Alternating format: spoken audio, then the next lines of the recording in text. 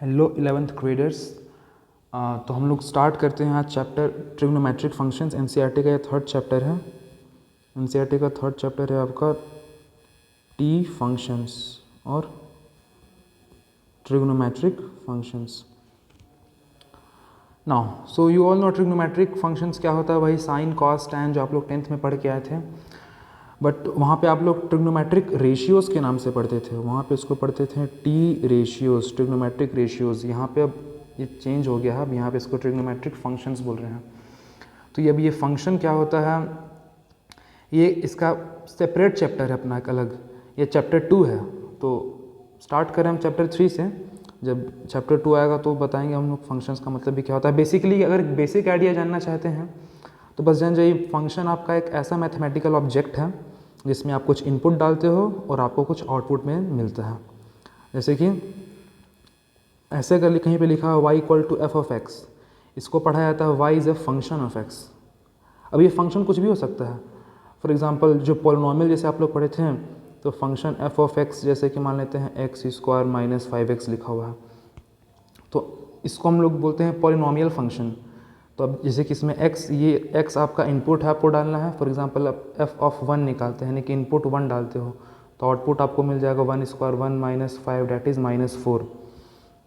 Okay, so this is basic idea of function कि आप कुछ इनपुट दिए, इनपुट यहाँ पे 1 था और आउटपुट क्या मिला मेरे को, आपका -4 मिला। उसी तरह से फंक्शन और भी किसी भी तरह का हो सकता है। f of x equal to for example let's say sine x लिखा हुआ है, तो ये भी एक फंक्शन है। आप फंक्शन में x की जगह पे इनपुट डालते हो 30 डिग्री, तो आपको आउटपुट मिल जाएगा साइन x की जगह यहाँ भी 30 डिग्री रख दो, साइन 30 यानी कि 1/2। ओके, तो बेसिक आइडिया ही अभी काफ़ी है इस चैप्टर को समझने के लिए, डिटेल का ज़रूरत नहीं है। फंक्शन वो सेकंड चैप्टर में सीखेंगे हम लोग। ओके, बट ट्रिग्नोमेट्रिक फंक्शंस को भी समझने के लिए ना आपको आइडिया होना चाहिए एक टॉपिक का जिसका कि नाम है एंगल्स, जिसके बारे में आप लोग बचपन से जानते हैं एंगल्स क्या होता है आपका। बट सोचिए तो क्या आप एंगल्स को डिफाइन कर सकते हो? एंगल कहते किसको हैं? तो एंगल एक्चुअली में मेज़र है आपका रोटेशन का। कंसिडर कीजिए एक रे है आपका OA, दिस इज एन रे OA। अब ये इस रे OA को अगर हम रोटेट कर देते हैं, ये इसका इनिशियल पोजीशन कहलाएगा, तो ये इसका इनिशियल पोजीशन के रिस्पेक्ट में इसको रोटेट करके किसी दूसरे पोजीशन में लेके आ जाते हैं। तो जो दूसरा पोजीशन है उसमें उसका हम नाम OB बोल दे रहे हैं। तो बेसिकली बोलेंगे रे सेम है, जैसे घड़ी का सुई होता है, बस रोटेट कर गया है। तो कितना अमाउंट से रोटेट किया, what is the measure of rotation, वो है आपका एंगल। ओके, तो एंगल के बारे में आप सिंपली बस ध्यान में रखो, measure of rotation, measure of rotation. Okay, किसी रे का इसके इनिशियल पोजीशन के रिस्पेक्ट में।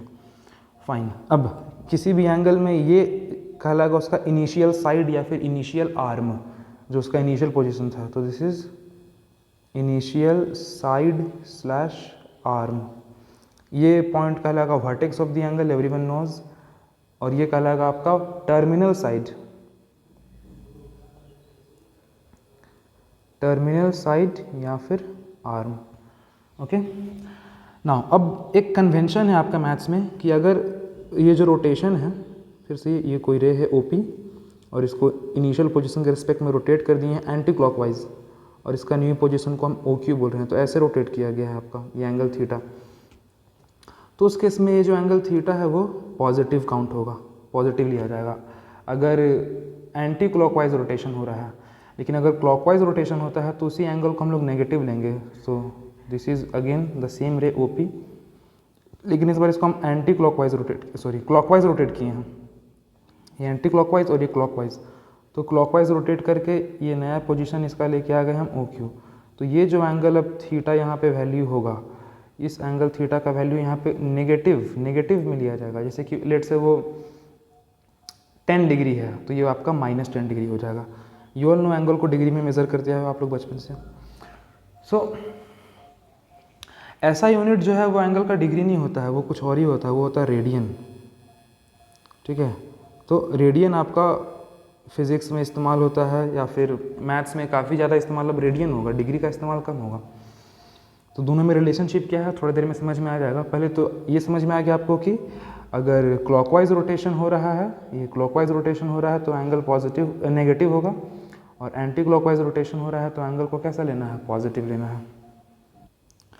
अब रेडियन से पहले हम लोग थोड़ा सा डिग्री मेज़र को एक बार अच्छा से और समझ लेते हैं कि डिग्री किसको कहते थे हम लोग।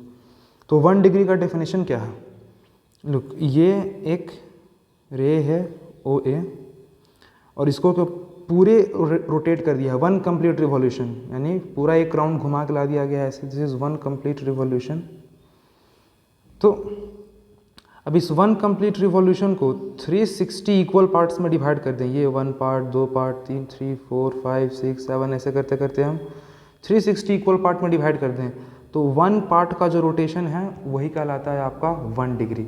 सो this is the definition of 1 degree. Okay, so 1 degree is defined as 1 complete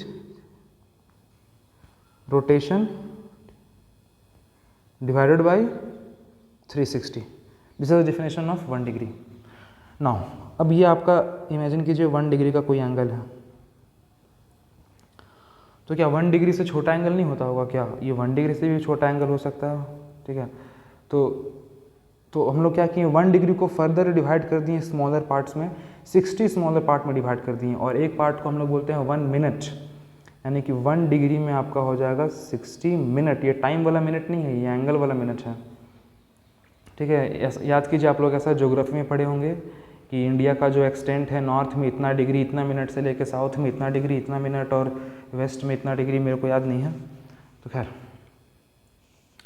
फिर अब ये 1 मिनट, इसको मिनट पढ़ना है, तो 1 मिनट भी कोई एंगल होगा बहुत छोटा सा।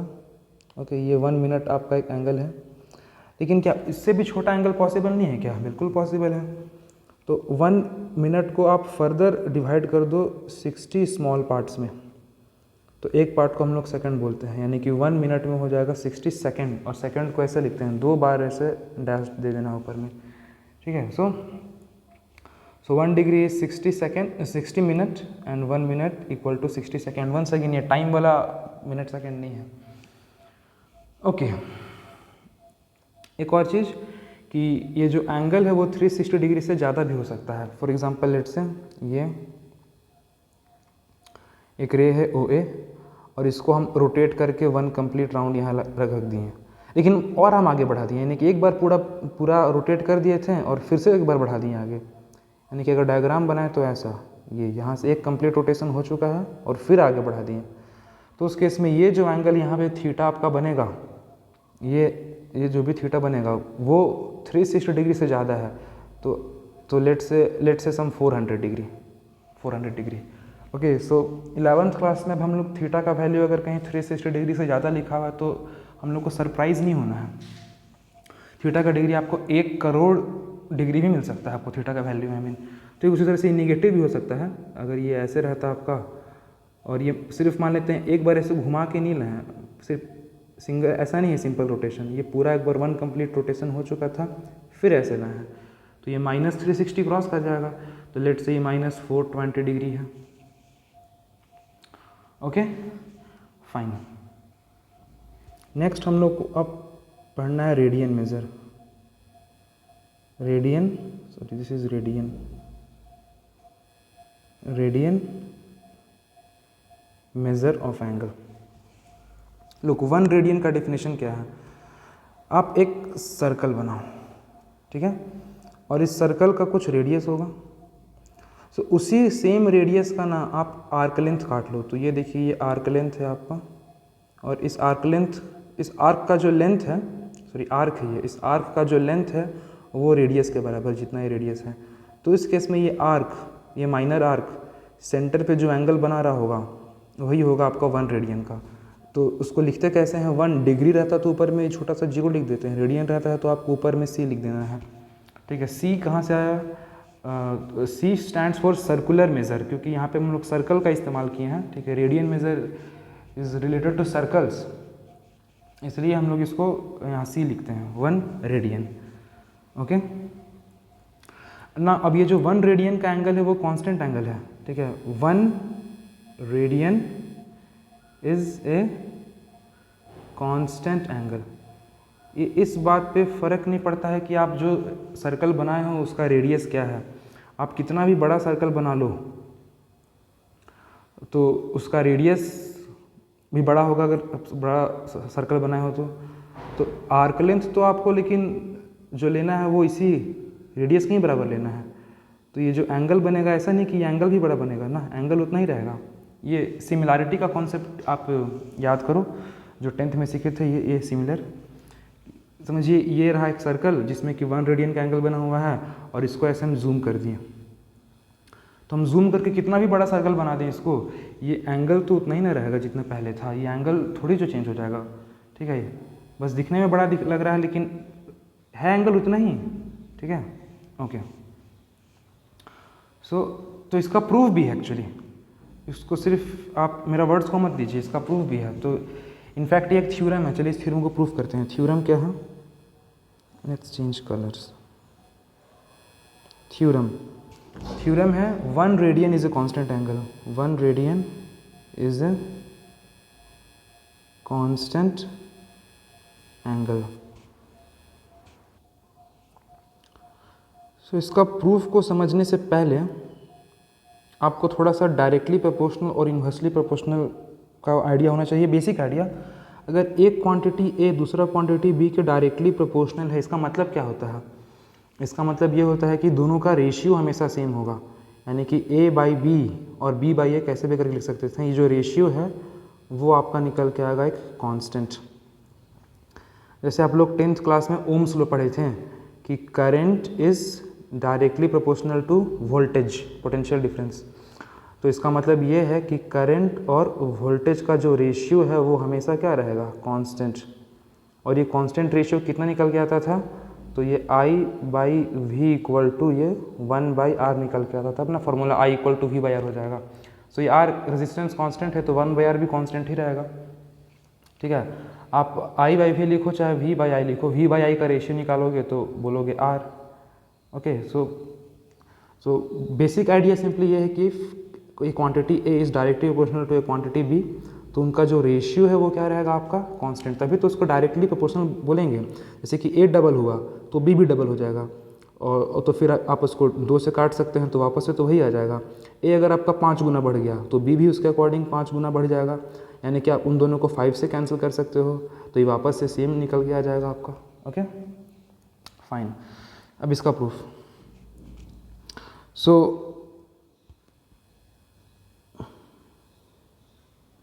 या तो एक सर्कल है और ये इसका सेंटर और ये रेडियस, और इस रेडियस का आपका जो भी वैल्यू है, लेट्स से इस रेडियस का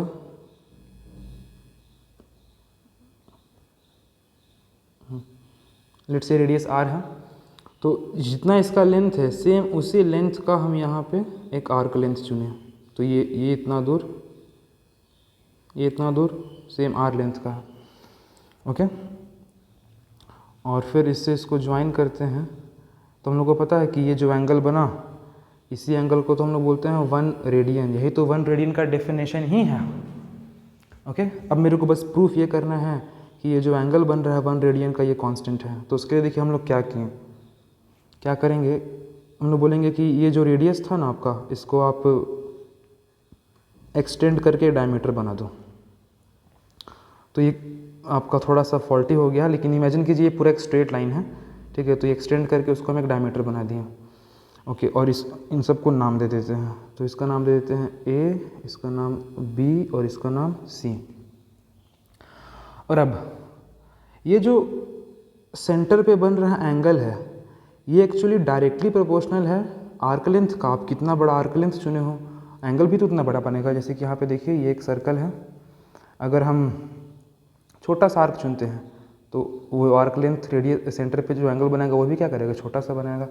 और हम बड़ा सा एक आर्क लेंथ, बड़ा सा आर्क चुनते हैं तो वो सेंटर पे जो एंगल बनाएगा वो एंगल भी क्या आपका होगा? बड़ा होगा। मतलब कि क्या समझ में आया कि एंगल, एक सेकेंड तू भी जा भाई, हाँ, angle made by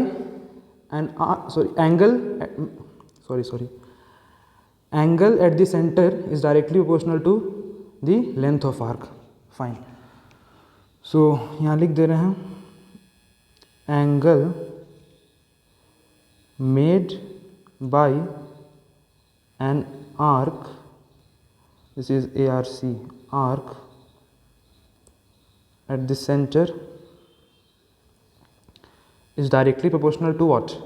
Is directly proportional to, एक second, I need space,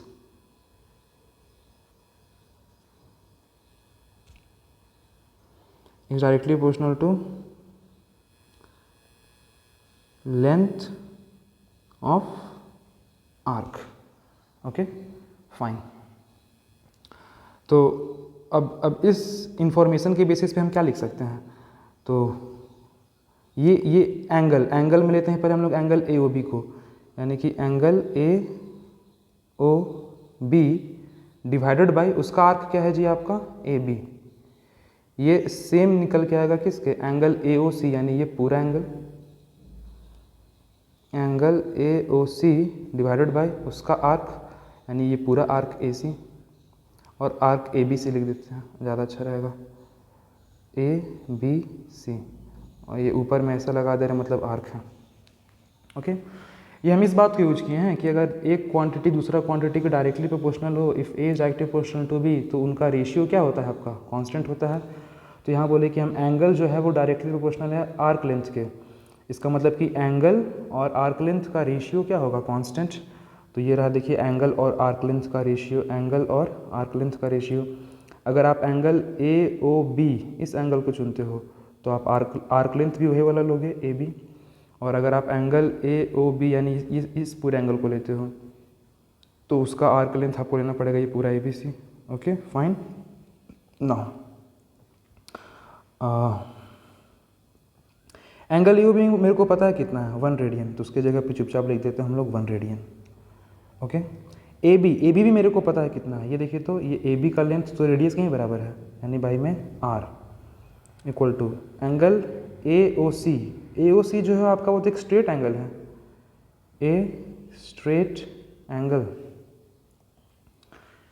angle कहने का मतलब 180 डिग्री का, अगर इसको हम डिग्री में लिखते हैं तो, और डिवाइडेड बाई क्या बच गया? ये आर्क ABC। तो अगर ध्यान से देखेंगे ये आर्क ABC एक्चुअली में एक सेमी सर्कल है। अगर ये एंगल आप 180 डिग्री का लेते हो, स्ट्रेट एंगल लेते हो, तब तो ये पूरा का पूरा एक सेमी सर्कल है। तो सरकमफेरेंस पूरे सर्कल का होता है 2πr, तो उसका लेंथ क्या हो जाएगा? सिर्फ πr। ओके, πr हो जाएगा। So 1 radian equal to a straight angle divided by πr into r। ये रेडियस जाकर उधर मल्टीप्लाई हो जाएगा, रेडियस से रेडियस कट गया, तो ये देखो क्या निकल के आ गया, 1 radian equal to a straight angle divided by pi. अब ये पाई जो है वो एक कांस्टेंट है, स्ट्रेट एंगल जो है वो भी कांस्टेंट है, हमको पता है ये 180 डिग्री का, अगर डिग्री में बात करते हैं तो क्योंकि ये पूरा कांस्टेंट है तो इसलिए 1 रेडियन भी क्या है? कांस्टेंट है। तो this thing is a constant, proved. और नोटिस करो हम लोग सिर्फ यही प्रूफ नहीं किए कि 1 रेडियन जो है वो कांस्टेंट एंगल है, हम लोग यहाँ पे अगर चाहें तो रेडियन और डिग्री के बीच में रिलेशनशिप मिल गया। So what is relation between radian and degree? तो देखिए रिलेशन मिल गया, 1 radian equal to a straight angle by pi. अब स्ट्रेट एंगल को डिग्री में लिखेंगे तो क्या हो जाएगा? 180 डिग्री और बाई में पाई, तो ये रिलेशन हो गया। ये सुपर इम्पॉर्टेंट है, इसको अलग कलर से भी कर देते हैं, हाँ रेड कलर से भी कर देते हैं, सुपर इम्पॉर्टेंट, याद रखिएगा। 1 radian equal to 180 degree by pi. अब तो इसको हम लोग एग्जैक्ट निकाल के ले आते हैं डिग्री में कितना निकल के आएगा। तो 180 डिग्री को 180 डिग्री छोड़ दो, पाई के जगह पे आप क्या लिख दो? 22/7, तो 7 ऊपर चल जाएगा, और इसको आप डिवाइड करते रहो अपना। तो जब ये करोगे तो ये निकल के आपका आ जाता है 57 degree 16 minute. So 1 radian equal to actually में कितना डिग्री होता है? 57 डिग्री 16 मिनट अप्रॉक्स, यानी कि 60 डिग्री से थोड़ा सा कम। और ये बात यहाँ पे दिख भी रहा था लगभग। ये देखिए फ्रेश बनाते हैं, देखिए ये रहा सर्कल, हाँ, और ये इसका रेडियस और उसी लेंथ का, और यहाँ पे हमको लेना है तो ये रेडियस आर लेंथ के ही बराबर का आर्क है, और बाय डेफिनेशन इसको हम लोग बोलते हैं 1 रेडियन का। और देख रहे हैं कि लगभग 60 डिग्री जैसा दिख रहा है, ठीक है। तो 60 डिग्री से एक्चुअली में थोड़ा सा कम है, ये 57 डिग्री 16 मिनट है। Okay fine. तो अब मेरे को अगर ये रिलेशन पता चल गया कि 1 रेडियन में 180 डिग्री बाई पाई होता है, तो 1 डिग्री में कितना रेडियन होगा वो भी हम लोग कैलकुलेट कर सकते हैं।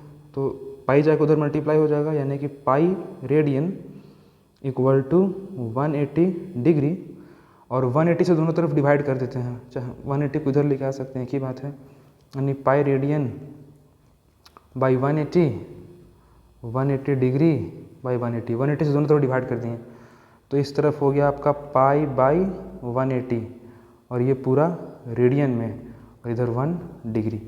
तो ये रिलेशन आ गया आपका 1 degree equal to pi by 180, यहाँ डिग्री नहीं होगा, radian. Okay, this is also important, red.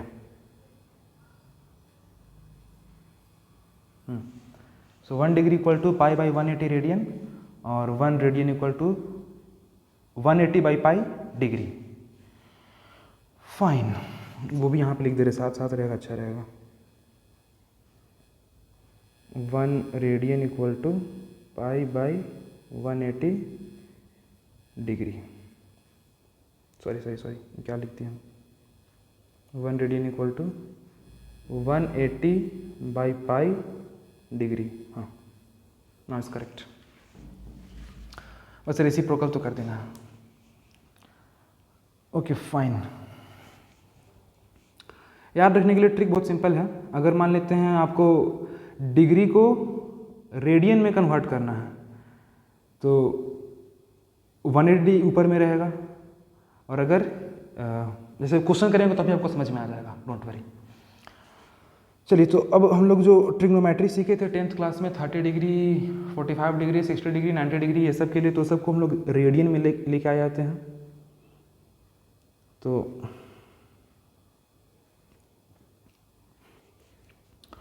180 degree equal to होता है पाई रेडियन। कैसे? ये यहाँ से ये 180 जाके 1 से इंटू हो गया, तो 180 degree equal to pi radian. और अब दोनों तरफ डिवाइड करते जाइए, खाली आपका काम होता जाएगा। अगर आपको 90 डिग्री के लिए चाहिए तो 180 डिग्री बाई में 2 कर दो, तो इधर भी पाई बाई 2 करना पड़ेगा। और रेडियन लिखने के लिए आपको बार बार से लिखना जरूरी नहीं है, आप नहीं भी लिखोगे ना तो वहाँ पे रेडियन ही समझा जाएगा। इसका मतलब कि 90 डिग्री मतलब हो जाएगा पाई बाई 2 रेडियन। अगर इस वाले को हम 3 से डिवाइड करते हैं दोनों तरफ, तो 60 डिग्री इक्वल टू हो जाएगा पाई बाई 3 रेडियन। अगर हम उसको 4 से डिवाइड करते हैं तो 180 बाई 4 करोगे तो 45 आ जाएगा, यानी कि 45 डिग्री इक्वल टू आ जाएगा पाई बाई 4 रेडियन।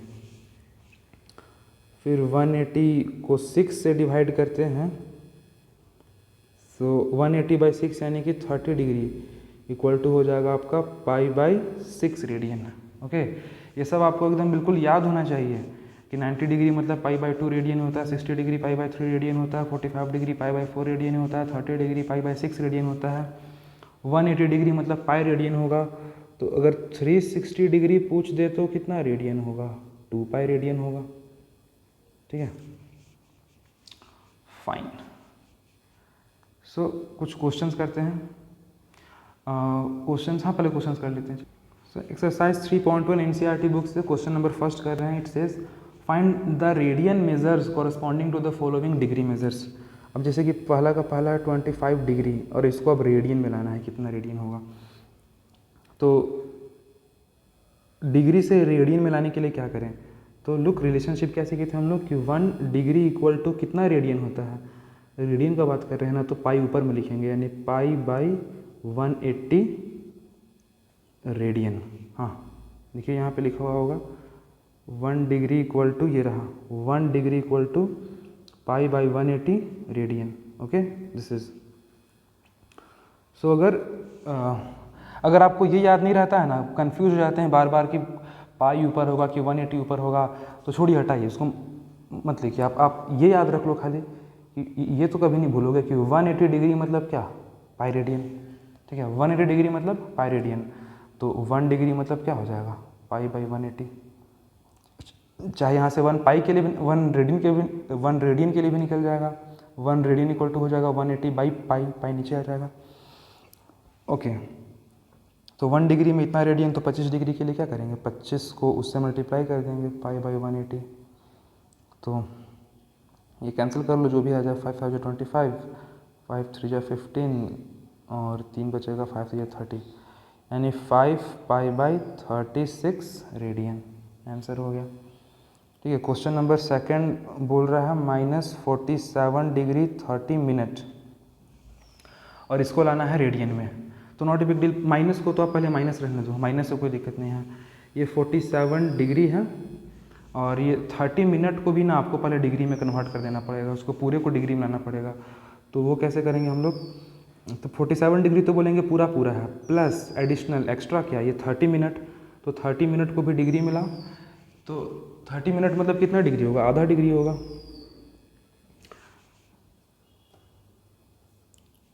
ये इस लॉजिक से कि 1 डिग्री में 60 मिनट होता है, तो अगर डिग्री से मिनट में जाना होगा तो 60 से मल्टीप्लाई करोगे, मिनट से डिग्री में आना होगा तो क्या करोगे, 60 से डिवाइड करोगे। तो 30 मिनट मतलब कि 30 बाई 60, अब ये डिग्री में आ गया, सो 1/2 डिग्री। ओके, सो ये हो जाएगा माइनस, और ये LCM 2 आ जाएगा, ये 47 × 2, 7 7 14, 4 4 8 और एक 9, प्लस में 1, यानी कि -95/2 डिग्री। और अब इसको रेडियन में ला देते हैं। सो 95/2 रेडियन में लाना है, तो 1 रेडियन में कितना डिग्री होता है, यहाँ पे देखिए लिख देते हैं, 1 रेडियन में पाई बाई 180। तो 1 डिग्री में पाई बाई 180 रेडियन, तो इतना डिग्री में कितना हो जाएगा, यानी कि इसको पाई बाई 180 से मल्टीप्लाई कर देंगे। डिग्री से रेडियन में लाना है, पाई बाई 180 से मल्टीप्लाई कर दो। उप्स, यहाँ पे करना था पाई बाई 180। ओके, और अभी कैलकुलेट कर लीजिए, जो भी आ जाएगा आंसर आपका हो जाएगा। ये कुछ पाई को पाई के टर्म्स में रहने दे सकते हैं, 19 5 जा 95, और 5 से फिर 36 से बार में जाएगा, सो -19/72 पाई। तो इसी तरह से बाकी दोनों क्वेश्चन कर लेना। नेक्स्ट क्वेश्चन नंबर 2 है कि find the degree measure of the corresponding following of the following, मतलब रेडियन मेजर्स। तो आपको रेडियन में दिया हुआ, आपको डिग्री में कन्वर्ट करना है। जैसे कि फर्स्ट क्वेश्चन है 11/16, और कुछ भी यूनिट वगैरह नहीं लिखा है आपका, मतलब कि वो रेडियन में ही समझना है आपको। अब इसको डिग्री में लाना है, तो कैसे लाएं, तो फिर से ये रिलेशन तो कभी नहीं भूलोगे, 180 डिग्री मतलब कि पाई रेडियन। तो एक रेडियन कितना होगा, रेडियन इस साइड में है, तो उधर 1 करना है, मतलब पाई इधर आ जाएगा, 180 बाई में पाई, मतलब रेडियन से डिग्री में जाना है, सो 180 बाई पाई से मल्टीप्लाई कर देंगे। सो 11/16 रेडियन कहने का मतलब होगा 11/16 इंटू पाई बाई 180 बाई पाई, और ये पूरा किस में हो जाएगा कन्वर्ट, डिग्री में। ओके, 11/16 इंटू 180, पाई के जगह पे 22/7, ऊपर 7 चल जाएगा, 11 2 जा 22, 2 से चला जाएगा ये 90,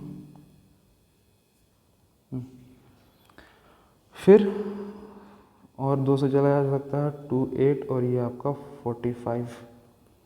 तो 7 5 जा 35 का 5 कैरी 3, 7 4 जा 28, और 3 हो जाएगा 31,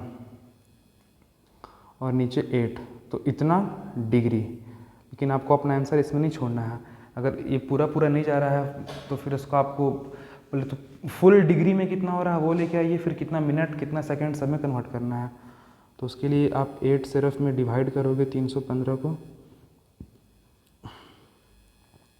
8 4 जा 32 ज़्यादा हो जाएगा, यानी 8 3 जा 24, 7 बचेगा, 5 उतरेगा, 8 9 जा 72, ये 3 बचेगा।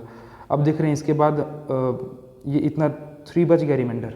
यहाँ पॉइंट नहीं देना है आपको, पॉइंट बनाने का जरूरत नहीं है, यानी कि ये 39 मेरा पूरा डिग्री है, तो आप यहाँ पे 39 डिग्री लिख दो। अब ये जो 3 रिमाइंडर बचा हुआ है ना, इसको आप मिनट में कन्वर्ट कर लो। तो मिनट में कन्वर्ट करने के लिए इसको 60 से मल्टीप्लाई कर लेंगे, तो ये मिनट में कन्वर्ट हो जाएगा, मतलब कि हो गया ये 180 मिनट। और उसको अब इसी 8 से डिवाइड करेंगे, तो इसी 8 से डिवाइड करेंगे, 8 2 जा 16, 2 बचेगा 0, वंस अगेन 8 2 जा 16, 4 बचेगा। और फिर पॉइंट पे आपको नहीं रहना है, यानी कि अब ये जो 122 नहीं, सिर्फ 22 जो आया है वो मिनट में आपका आया है। अभी भी ये बचा हुआ है, तो आप इसको सेकंड में भी ला दो। सेकंड बनाने के लिए फिर से 60 से मल्टीप्लाई कर लो, तो 6 4 जा 24, यानी कि 240। और अब इसको 8 से लेके जाओ, तो 8 से लेके जाओगे तो पूरा चली जा रहा है, 8 3 जा 24, ये कट गया 0 वहाँ चला जाएगा, यानी कि 30 सेकेंड, यानी कि 39 डिग्री 22 मिनट 30 सेकेंड, ये 11/16 रेडियन का आंसर आएगा। तो आज के लिए इतना ही रहने देते हैं। अगर आप लोगों को ये अच्छा लगा तो लाइक कीजिए और शेयर कीजिए अपने फ्रेंड्स के साथ। Thank you for watching.